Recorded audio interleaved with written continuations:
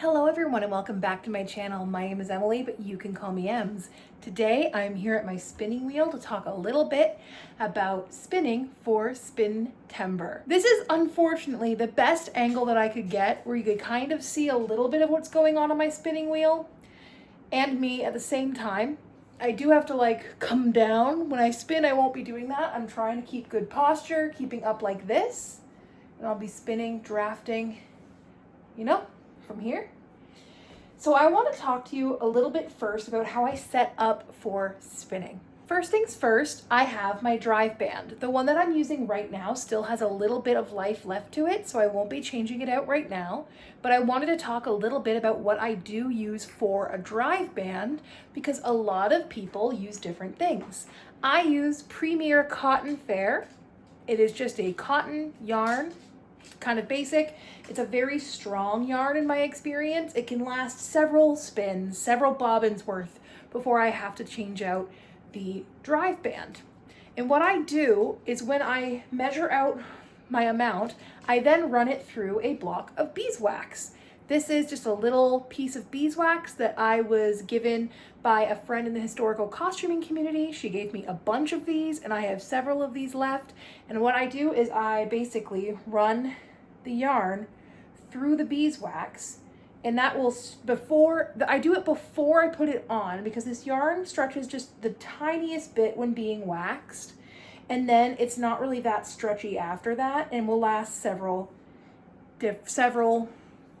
spins. As you can see, the stuff that I have waxed is much stiffer now, but it is more curly cued because it is pulling this down, and you can see kind of the twist in the yarn really. This is what I use for my drive bands, and that seems to have been doing the trick for me. Next, I want to oil my spinning wheel. I have noticed on my last couple of spins, it's been sounding a little squeaky, and when it hits a certain point, it makes a bit of a thump.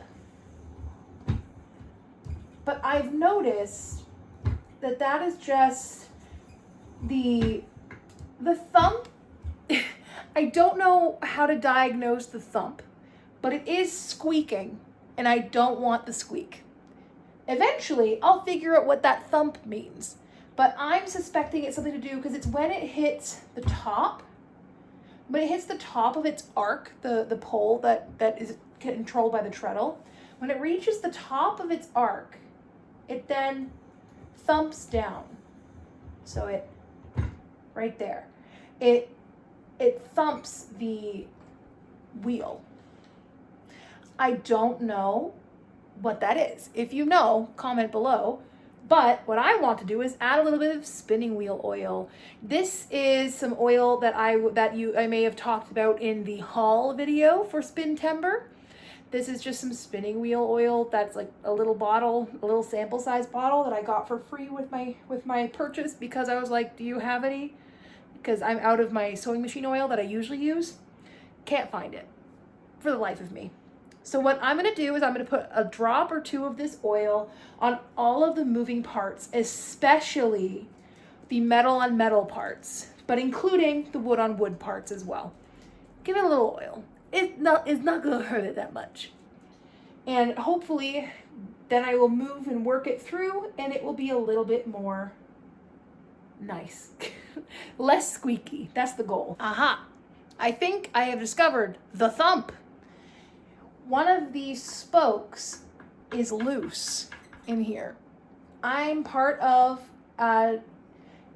Evie from Jillian Eve's community. I might actually post about this thump and ask if anybody has any recommendations. It might be as simple as needing some wood glue, but so far my machine still seems to be working pretty well. There's a little bit of cracking in some of the wood areas, but it's been that way since I got it and it has worked. I think I just need to condition the wood and figure out what to do with this spoke that is thumping every so often. But until then, we've got ourselves nice and oiled. I've even oiled the flyer around are these the maidens? I'm still learning my pieces, I'm sorry. Around the maidens, I've added some oil, like where the flyer attaches. So kind of getting that a little bit oiled up and going, but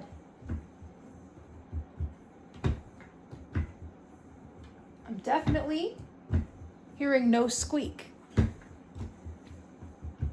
No squeak, yes thump. So we're getting somewhere.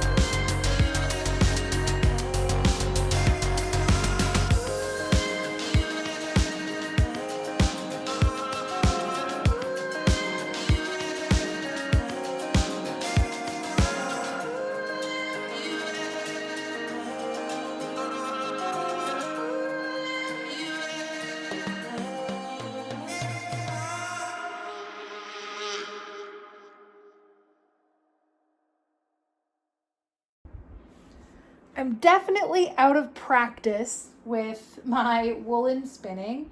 I'm getting a lot of slubs and I'm not enjoying pulling back as much as I like just sitting here having my drafting hand parked and then I just push with this one. I much prefer that, or I guess this would be my drafting hand, but my like fiber control hand. I much prefer a short forward draft over pulling backwards and constantly coming in and out and in and out.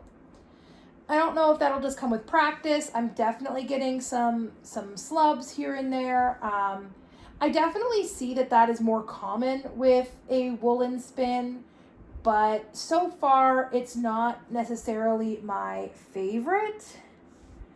But on a plyback test, it is giving me a fair, like the kind of the yarn that I'm looking for that will puff up a little bit more once I ply it with the other yarn, with the other single, and then I can finish it and it will puff up a little bit, but not too much. And the slubs aren't too big. And honestly, I'm knitting a sweater with hand spun yarn. The point is for it to look like I'm wearing a hand spun sweater. I think it's going to be fine. Another day, more spinning. I was able to finish up that bobbin yesterday. I may have overfilled it a little bit. I didn't quite fit all 100 grams on here, but it's very squishy on here. So that tells me there's a lot of air in there. So I will probably, unless I spun this thin enough, because I did want to spin it thinner than the other yarn, the other singles that I want to ply it with. As long as I have spun this thin enough, spun it, thin enough, then I shouldn't have to worry about yardage and having weird amounts left. But we'll see. We'll see how it goes. This is definitely more slubby than the other single because the other single was a worsted spin and this is a woolen spin. And I'm very out of practice with a longer draw, as you probably saw in the clips, because it's harder for me to do this and to control my fiber with this sort of spin with a carded wool. Much prefer a combed so far, but I could be convinced. I just need to keep practicing because I'm more practiced with combed fiber than with carded fiber. So we got to keep practicing. And I have to spin up 2 more of these. This took me I spun from about 5 p.m. to 10 p.m. I took a 1-hour supper break in there and I did get up and stretch at least twice, but it probably was about just under 4 hours of actual spinning to get one of these. I'm fairly certain the combed fiber did not take me that long. I'm pretty certain it didn't take me that long. But what you gonna do? You just gotta take the time it takes, spin, have fun. I was having fun, so that's good.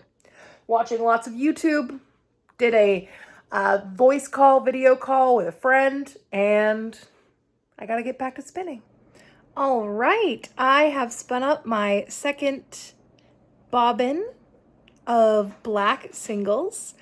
I did significantly better with this second one. My long draw was much smoother, a lot less parking, a lot less futzing and fiddling with slubs. It is a much more, it's so hard to tell. It is a much less slubby yarn, still some slubs, and very squishy, but not quite as squishy as the other one. I weighed both of my bobbins with the yarn on the bobbin, and one of them was 138 grams, the other was 141 grams, and I weighed two of my empty bobbins, and one of them was 60 grams, one was 58 grams. So I'm just going to say 60 grams of each one, like 59, not much of a difference. So I'm going to say 60 grams of each of those. So I have about 80-ish grams of fiber on here, which makes sense for about the amount I had left over from both spins. I started this second spin with what was remaining for the 100 grams from the first spin. And then what I have left from this spin looks like about double the amount. So it seems like in a woolen spun, I can get about 80 grams onto one of these bobbins. And with a worsted, I can get a full 100 grams. And the 80 grams is, I'm kind of pushing it on width here. You can really tell that I'm pushing it on this one, like it is coming up into the grooves. So we are getting there. I need to spin one more black bobbin, then I can ply these 6 spools together. My food is ready. Then I can ply these 6 spools together into what I assume will also be 6 hanks of yarn.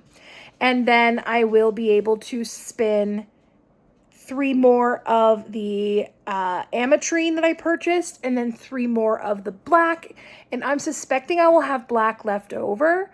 I am spinning the singles of the black much thinner, so I'm hoping that lengthwise 80 grams will cover it, but I'm a little concerned that we're going to have some random, that it won't be like 6 perfect hanks. It will be like 2 and a little bit from each colored neon spool bobbin. So I'm guessing it's going to be like that. I need to go get my food or my dog is going to go insane. But I'll see you again when I finish my 3rd bobbin. And I will likely talk about spinning the next color as well. I don't know if I'm going to get any footage of me spinning the 3rd one. I didn't get any footage of me spinning the 2nd one because setting up the camera, I was afraid I was going to lose my momentum of my spin.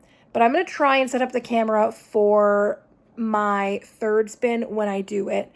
I'm probably going to work on that tomorrow because I'm tired, my back hurts, I'm ready for some food, and I'm ready to read a book.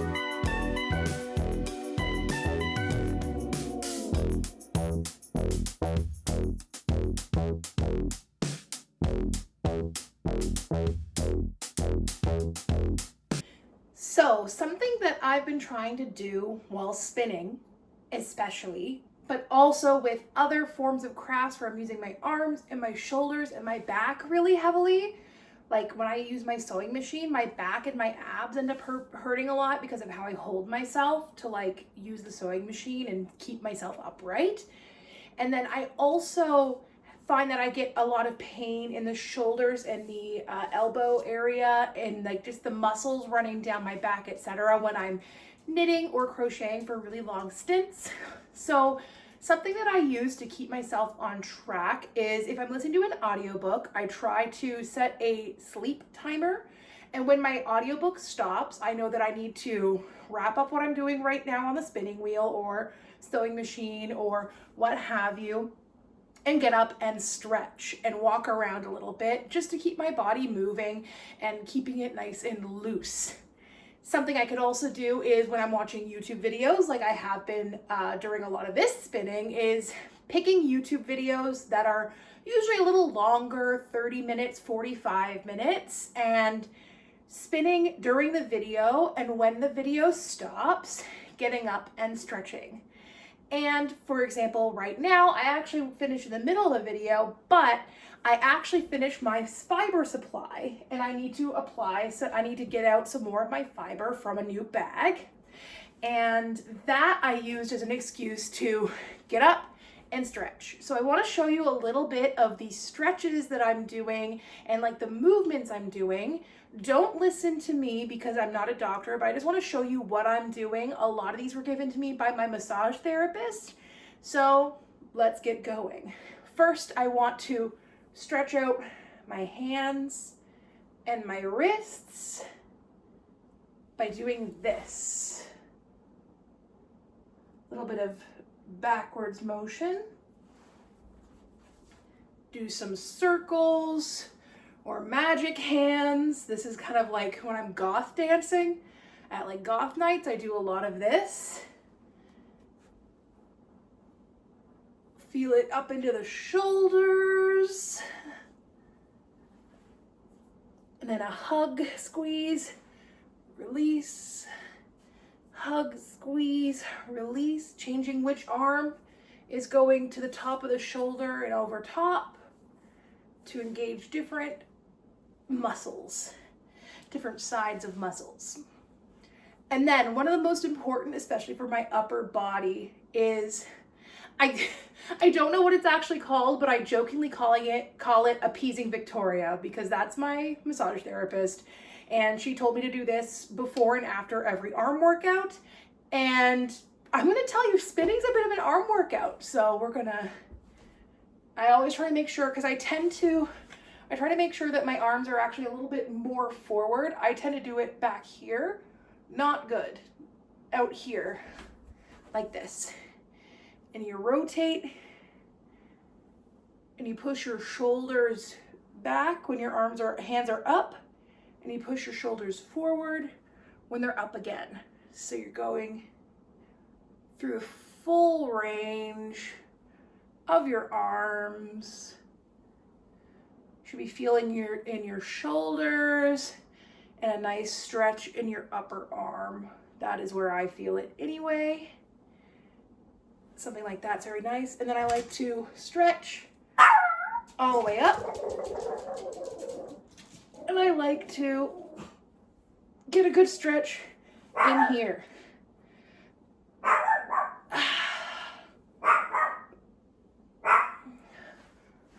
And then just let my arms swing and hang a little bit. And I'm feeling a lot better. So, don't forget to stretch, people.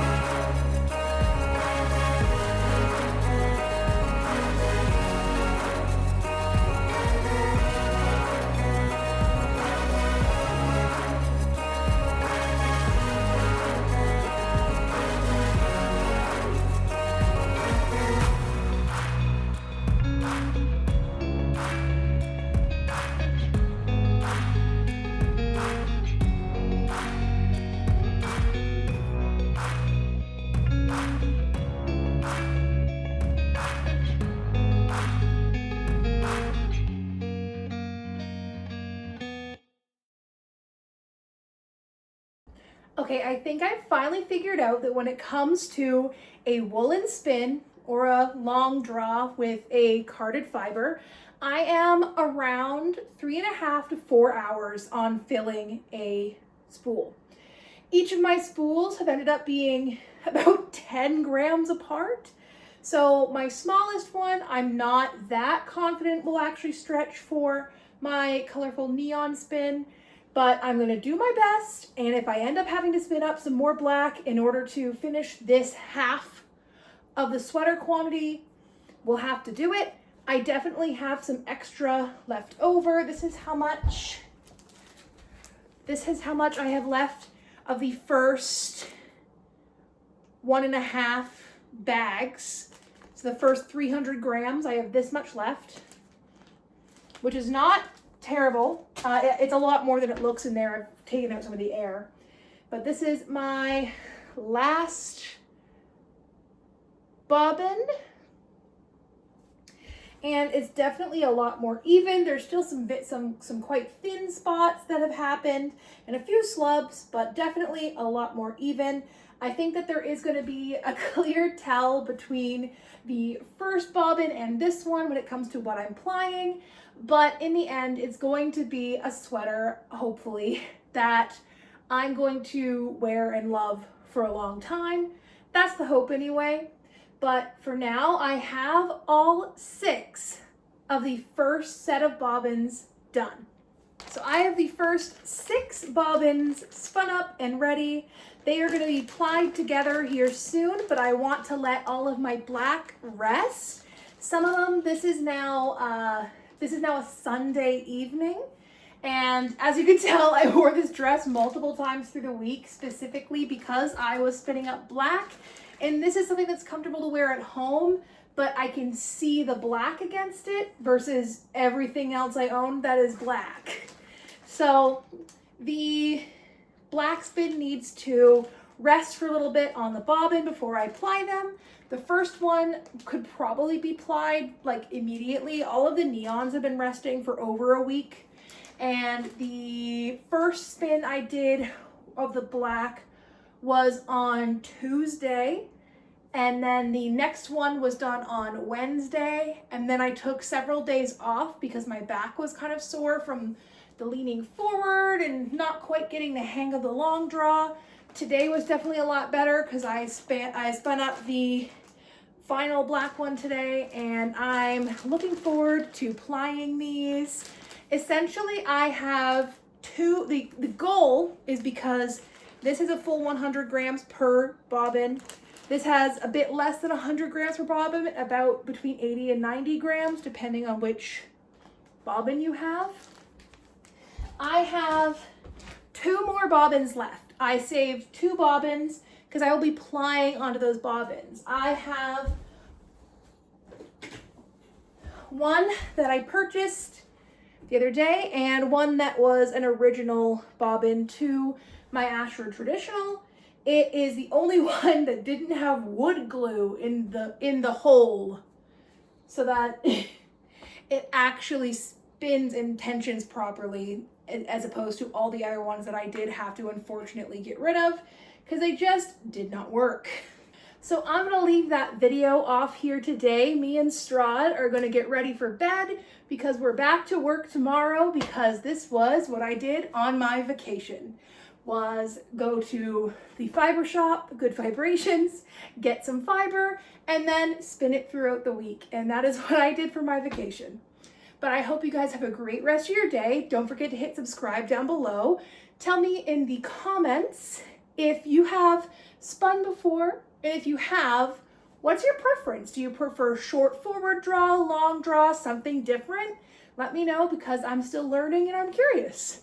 But I hope you guys have a good one. Bye.